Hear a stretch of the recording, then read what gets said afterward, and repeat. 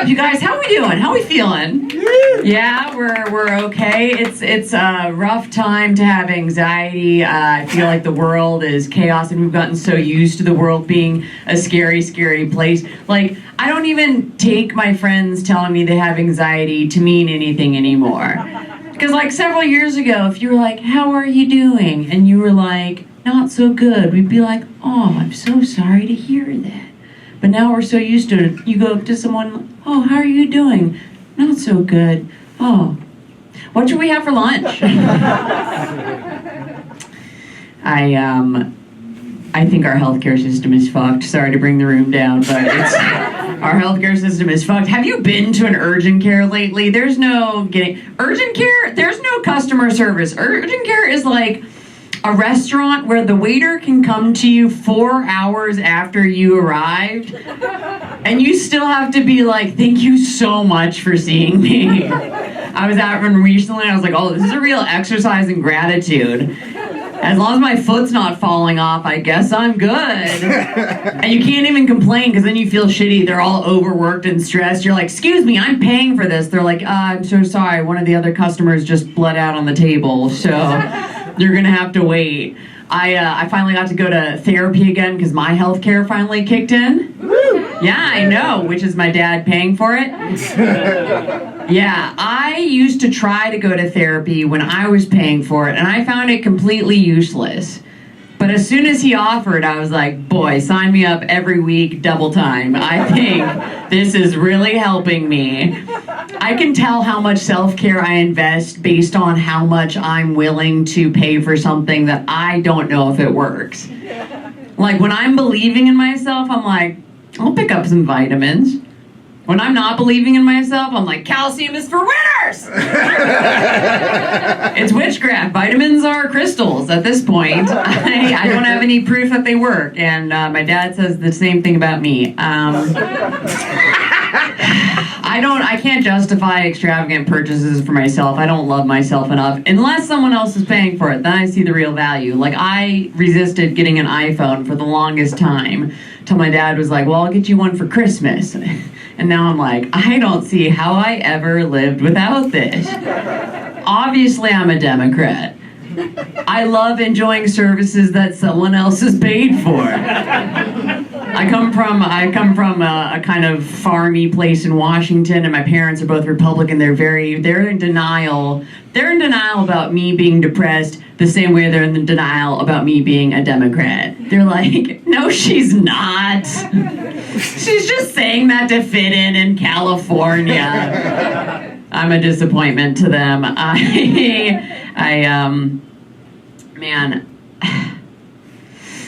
Sorry, I do use notes because I suffered a head injury a couple years ago called a pixie cut. It's a scary world. Mental illness is everywhere. Like, mine's a soft mental illness, but we had an incident in the comedy community that was really scary, because actually it was scary because of what it revealed about what's already happening in society. We had a male comedian attack a female comedian. Truly, he took a metal water bottle, hit her in the head with it, gave her concussion. Very scary. And I'm so glad there was an outpouring of support from all my guy friends being like, that should never have happened. And I'm like, thank you.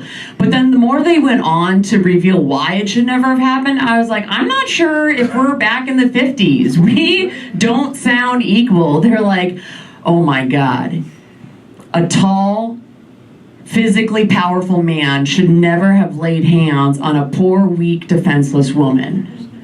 Okay, yeah. A tall, physically impressive, intimidating man should never have imposed any of his will on this poor, defenseless, weak creature who doesn't really know how to defend herself. Okay. This guy should never have laid hands on this poor, weak, defenseless creature's dainty, fragile, doesn't know how the world works, can't defend herself, can't explain anything that's happening to her. She should be safer in the kitchen. I'm like, can you just hit me? I think I'd feel better. I still get introduced as a female comedian on a lot of lineups, and it's annoying because, you know, like, I'm doing the same thing all the male comedians do. It's just more impressive when a woman does it. I I got to this stage the same way all the other male comedians did. I drove here just the same as they did, but I did it backwards and in heels. Scared a lot of people in reverse on the 405. They're like, watch out! It's a woman driver.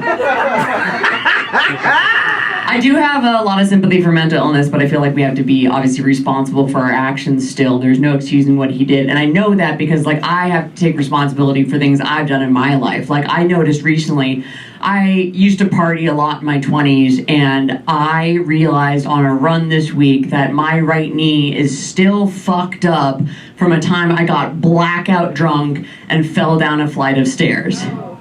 I know, and if you think it fucked up my knee, imagine what it did to the baby. All right, dark of the night. It's a dark, dark world. You guys are so fun. This is great. You're worth staying up past my bedtime for. Oh my God. I got called insecure by a girl online for one of my clips. Oh, you're insecure. I'm like, fucking duh. Who isn't these days? Insecure? Yeah, of course I'm insecure and anxious about the world and how I feel about my place in it. Yeah, that's not a very good insult. Learn how to bully. Are you a mean girl or a psychic? Like, yes, I will admit to being insecure. Insults are supposed to be lies that you're secretly afraid are true. Call me a bitch. Call me a fat ass. Call me a Republican. Look, my dad is more into Bush than a 70s lesbian. And frankly, he's surprised I'm not into either. I have my Republican tendencies, like, I have been in a relationship with the same guy for 5 years. We're living together, and I basically view having sex like paying my taxes. I mostly try to get away with not doing it. And then if I get caught, I'm like, okay, how much is it gonna take to smooth this all over?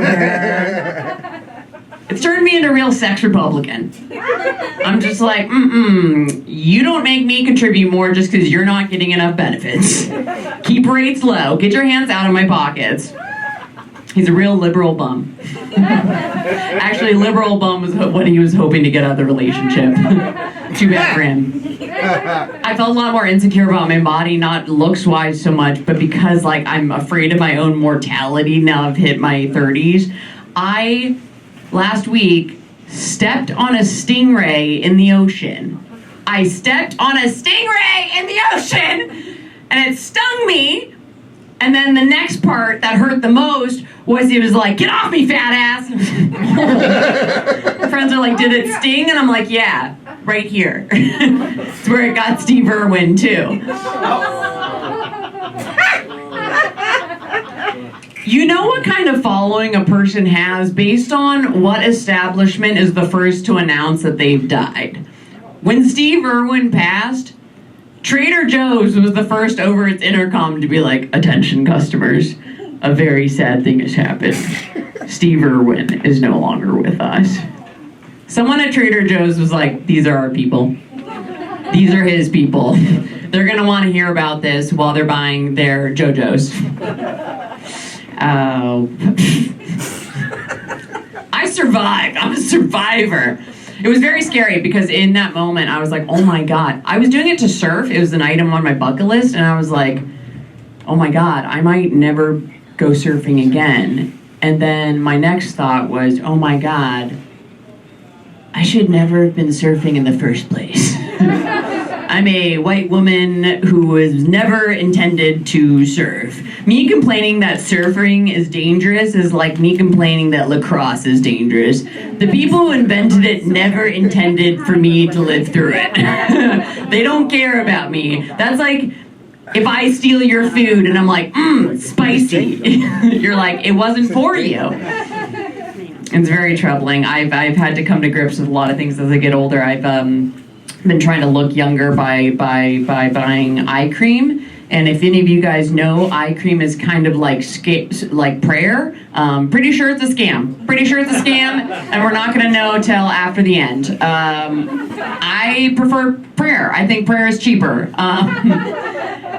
Women in LA who can be 50 and look 20 are either proof that there is a God or proof that there is a devil. Because you run into some women with their plastic surgery and you're just like, oh girl, you got tricked. I can't risk it. I'm like, you know what? If I'm gonna look like shit, I'm gonna look like shit for free. And it's so weird to me when other people outside LA, outside the bubble of LA's image thing, go decide to pay for plastic surgery. My stepmom, my sister, they love getting things done. And I'm just like, what's your excuse? I have the industry as an excuse. If anyone should get it done, it's me. And they agreed. And that was hurtful. Thanks, you guys. I've been Maxie Whitrack. Give it up for yourselves.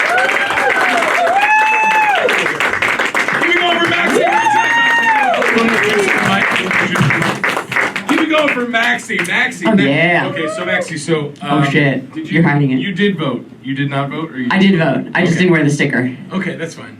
Everyone believes you. I don't think they do. They're like, she doesn't have enough style to not wear a sticker. She could wear a sticker. No, you're very stylish. You got Sambas on. Diaz is very in right now. Leather pants. Yeah, you're doing it all. Okay, so Prop 36, right now it's winning 70 to 29, 70%.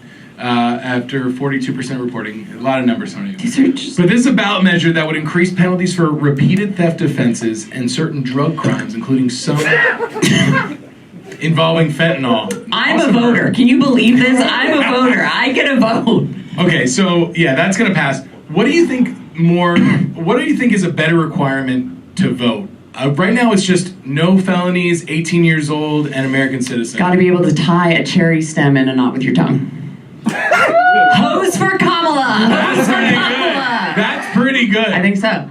God, that's pretty good. She can vote. I like her vote. I want her vote. Yeah. Anybody that can do that immediately, their eyes light up, are like, oh my God, there's another one of us in the room. Think how many frat boys would be counted out. It's like being an X-Man, yeah. When did you learn that skill? Yeah, exactly. Oh, way too young. I learned it way too young. My mom taught me in Mexico when I was like 7. I don't know if she was trying to sell me.